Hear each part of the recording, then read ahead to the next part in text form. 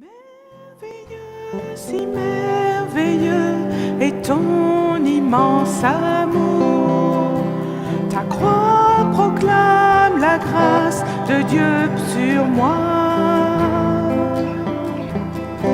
Personne n'a vu ni entendu et nul ne peut saisir combien tu es puissant et glorieux.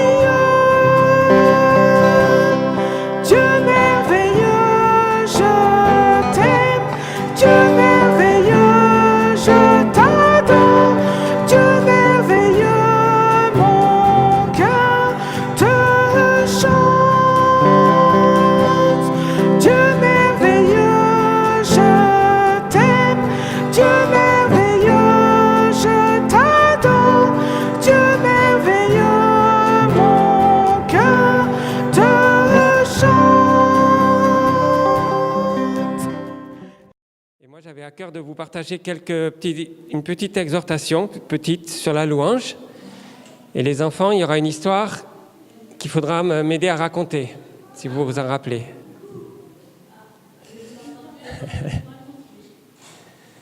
Alors, quand on pense à louange dans la Bible et surtout dans l'Ancien Testament, on pense à une personne, à David, voilà, bien sûr.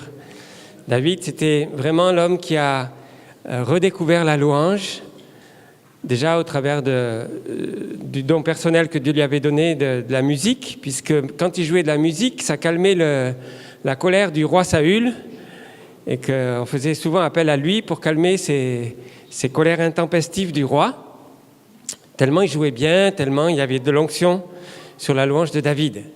Et quand il est devenu roi, ça s'est accentué. On connaît les histoires, on a entendu les histoires où il y a des batailles. Et David met la louange en premier. Et finalement, c'est Dieu qui remporte la victoire sans même que personne n'ait besoin de combattre. Parce que c'était une puissance, c'était une force que Dieu avait donnée à David. Et c'était tellement fort que finalement, David a décidé qu'à Jérusalem, il allait mettre de la louange 24 heures sur 24. Dans 1 Chronique 16, si vous voulez lire après, plus tard chez vous, vous verrez qu'il a organisé les chantres de manière à ce que pendant 24 heures sur 24, il y ait toujours de la louange. Et quand David il dormait, il y avait de la louange. Quand il se réveillait, il y avait de la louange. À tout moment, il y avait toujours un fond de louange dans la tente de David. Je pense que c'est quelque chose qui s'est perdu pendant très longtemps, la louange, parce qu'on n'en a pas trop parlé. Il y a eu des musiciens célèbres, mais surtout à partir du XVIe siècle, on a retrouvé ce côté des cantiques, ce côté des hymnes qui font qu'il y a quelque chose qui nous saisit. Et dans les actes, une personne qui a aussi vraiment découvert la louange, c'est Paul. C'est Paul. Et Paul, il nous le dit dans plusieurs épîtres. À chaque fois qu'il parle de la prière, il dit, il rajoute toujours la louange ou l'action de grâce, parce que pour lui, c'était important. Et les enfants, Paul, il a vécu une petite histoire. Est-ce que vous savez à quel moment Paul il s'est mis à louer le Seigneur ?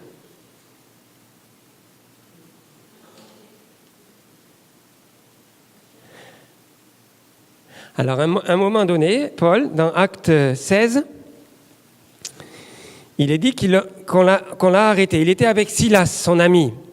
Et on l'a arrêté parce qu'il prêchait l'évangile, il parlait de Dieu, et les gens ne voulaient pas entendre parler de ça. La foule se souleva contre eux, et les prêteurs, après avoir fait arracher leurs vêtements, ordonnèrent qu'on les batte de verges, c'est-à-dire de bâtons. Après les avoir roués de coups, ils les jetèrent en prison, en recommandant au geôlier de les tenir sous bonne garde. Et alors Paul, il se retrouve en prison. Qu'est-ce qu'il fait en prison ? Qu'est-ce qu'il va faire ?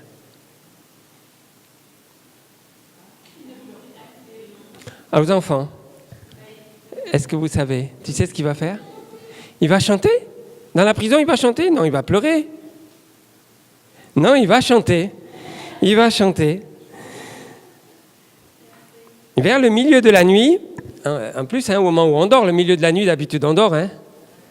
Enfin, sauf papa, des fois il dort pas, mais parce que lui il travaille sur l'ordinateur, mais sinon tout le monde dort. Vers le milieu de la nuit, Paul et Silas priaient et chantaient les louanges de Dieu, et les prisonniers les écoutaient. Tout à coup, il se produisit un grand tremblement de terre, au point que les fondements de la prison furent ébranlés. Et qu'est-ce qui s'est passé quand ils ont chanté ?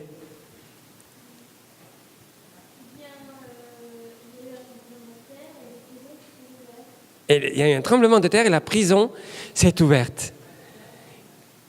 Et qu'est-ce qu'ils ont fait ? Ils sont sortis, ils étaient libres. Et alors le gardien, il a eu peur. Lui, il s'est dit, ah là là, qu'est-ce qui se passe ? On va me tuer. Et Paul, il a dit, mais n'aie pas peur, c'est Dieu qui fait ça. Et il lui a expliqué qui était Dieu. Et finalement, le gardien de prison, il s'est converti. Ils lui annoncèrent la parole du Seigneur, ainsi qu'à tous ceux qui étaient dans sa maison. Il les prit avec lui à cette heure même. Il lava leurs plaies parce qu'ils étaient blessés, comme on les avait battus avec des bâtons. Et aussitôt, il fut baptisé, lui et tous les siens. Il les fit monter dans sa maison, mit la table et se réjouit avec toute sa famille d'avoir cru en Dieu. Donc dans la même nuit, juste parce que Paul et Silas, ils ont chanté, la porte s'est ouverte. Alors est-ce qu'à chaque fois c'est comme ça ? Là c'est pour les adultes. À chaque fois qu'on loue Dieu, c'est magnifique, tout... Non, des fois ça ne marche pas. Il y en a un avant qui a essayé et qui a été lapidé. Étienne, un des apôtres, un des diacres, il a été lapidé. Pourtant, il louait Dieu, il voyait les cieux ouverts, il dit « Je vois Jésus, les anges et tout ». Il était vraiment dans l'adoration, dans la louange. Et pour lui, il a été lapidé. Alors, pourquoi des fois ça marche, pourquoi ça ne marche pas ? Ça, c'est la liberté de Dieu, c'est la souveraineté de Dieu. Mais c'est vrai que la louange amène la puissance de Dieu. Déjà, parce qu'elle nous renouvelle dans la foi. C'est important de louer le Seigneur parce que ça entretient notre foi. Et puis, c'est aussi un témoignage. C'est un témoignage pour Étienne.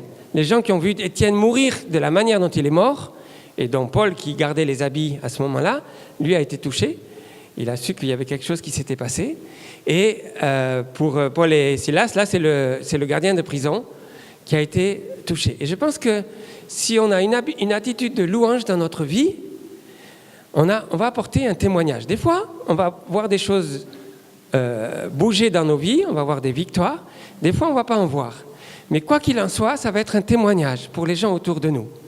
Et je vous ai déjà raconté l'histoire de cette dame quand j'étais tout jeune, que je revenais un petit peu à la foi. J'étais en stage à l'hôpital de cette femme qui avait un cancer et qui était dans le mouvement charismatique à ce moment-là et qui louait le Seigneur dans son lit. Elle souffrait beaucoup, elle avait un cancer terminal. Elle souffrait beaucoup, mais elle était tout le temps dans la louange. Et le personnel soignant se bousculait pour aller dans la chambre, tellement ils étaient touchés de voir cette femme qui louait Dieu malgré sa souffrance. Et moi, ça m'a saisi. Et là, c'est à ce moment-là que j'ai dit, mais il y a vraiment quelque chose de vrai. Ce n'est pas quelque chose qu'elle a un peu inventé. Ce n'est pas quelque chose qu'elle a mis dans sa tête. C'est sûr que c'est quelque chose de vrai. C'est ça qui m'a saisi à ce moment-là pour vraiment revenir pleinement au Seigneur.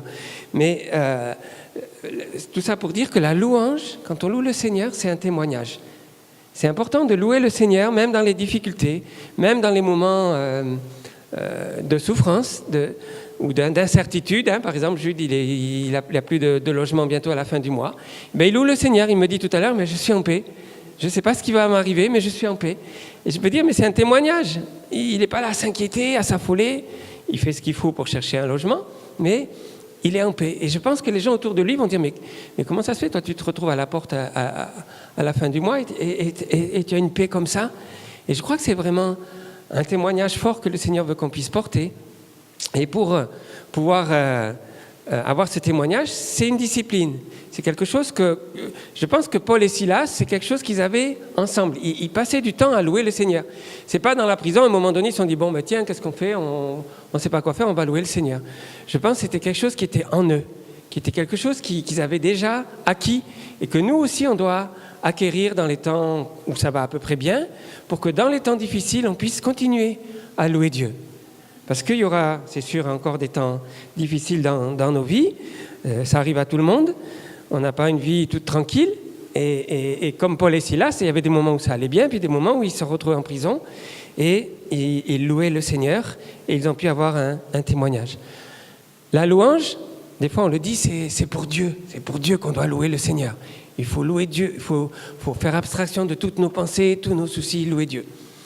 C'est un peu vrai, mais pas beaucoup. Parce que Dieu, il n'a pas besoin de nos louanges. Honnêtement, il n'a pas besoin. Et vous imaginez Dieu qui attend, alors on va voir s'il me loue bien, parce que vraiment j'ai besoin de retrouver mon identité, alors ça serait bien qu'il y ait des gens qui me disent qui je suis, parce que j'ai oublié que j'étais fidèle, j'ai oublié... Non, quand on loue le Seigneur, c'est pas pour l'identité de Dieu. Lui, il y a personne d'autre comme lui qui a une identité parfaite. Il sait très bien qui il est, il n'a pas besoin de nos louanges pour vivre. Il a en plus des anges et tout ça, enfin voilà. Mais la louange, c'est essentiellement pour nous, parce que ça nous permet de redécouvrir, de reproclamer qui est Dieu, de nous recentrer sur le Seigneur. Bien sûr, c'est aussi un temps de communion avec Dieu, c'est un temps où Dieu peut nous parler parce qu'on s'arrête dans nos activités, dans nos soucis, dans nos questions. On s'arrête et on dit, mais maintenant, Seigneur, moi je t'écoute. Et là, cet après-midi, c'est ce qu'on va faire.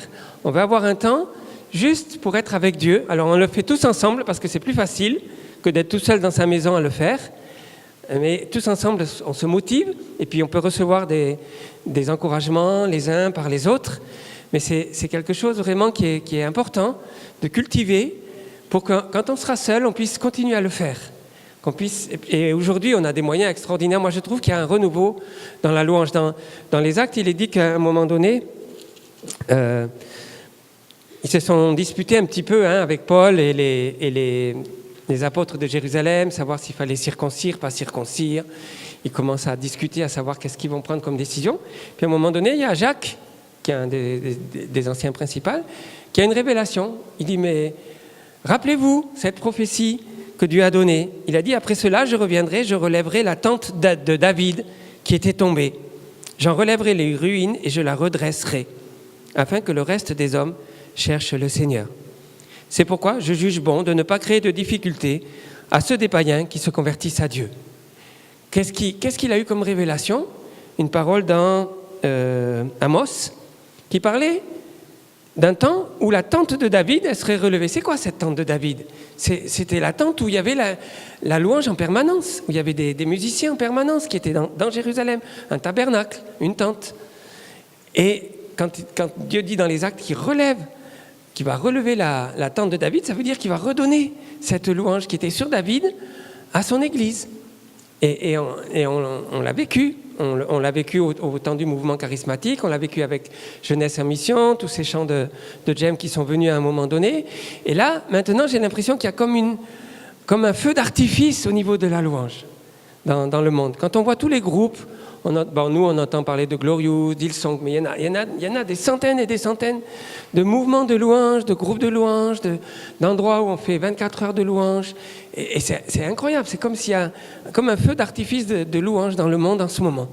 Et je me dis, mais il faut qu'on soit participant, il faut qu'on soit dedans aussi, dans ce mouvement. Parce que c'est un mouvement qui vient de Dieu, qui veut donner une force à son peuple pour les temps difficiles qu'on vit, pour certains d'entre nous, qu'on va vivre dans les temps à venir. Donc c'est pour ça que je voulais vous encourager, comme Paul et Silas qui étaient dans la prison, qui louaient le Seigneur, et bien qu'on puisse aussi louer le Seigneur, quelles que soient les situations dans lesquelles on est.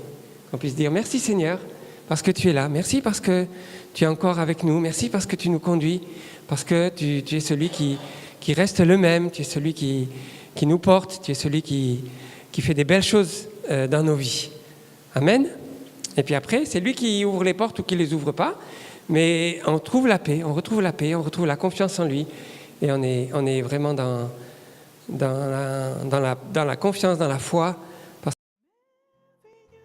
Si merveilleux est ton immense amour, ta croix proclame la grâce de Dieu sur moi. Personne n'a vu ni entendu et nul ne peut saisir combien tu es puissant et glorieux.